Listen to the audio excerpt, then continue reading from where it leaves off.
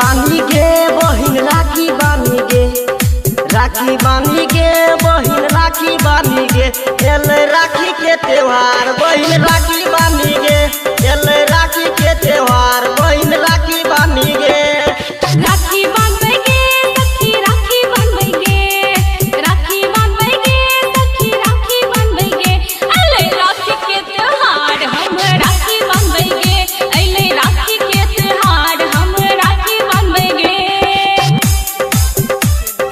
राखी बांधबै गे, राखी बांधबै गे, अइले राखी के त्योहार हम राखी बांधबै गे।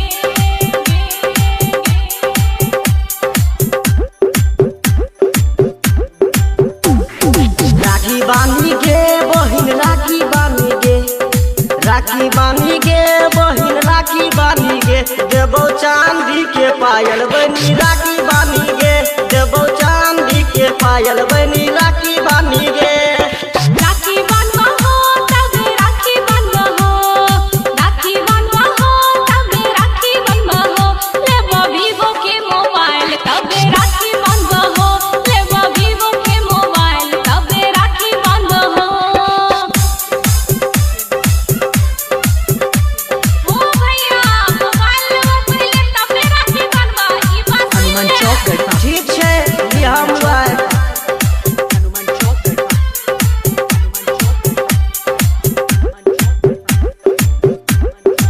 राखी बानी गे बहिन राखी बानी गे, राखी बानी गे बहिन राखी बानी गे, देबो 5000 के सूट बहनी राखी बानी गे, देबो 5000 के सूट बहनी राखी बानी गे।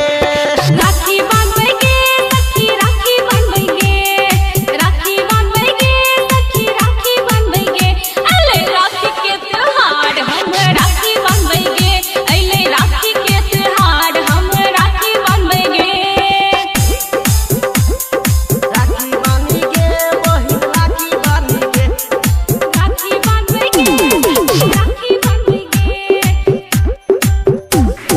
राखी बांधबा हो तब राखी बांधबा हो, राखी बांधबा हो तब राखी बांधबा हो, लेबा सोना के सिकड़िया तब राखी बांधबा हो, लेबा सोना के सिकड़िया तब राखी बांधबा हो। गीत गाबै छै अमृत गीत गाबै छै, गीत गाबै छै मधुरिया गीत गाबै छै, राइटर नवीन के बीच खुशबू गीत गाबै छै, राइटर नवीन के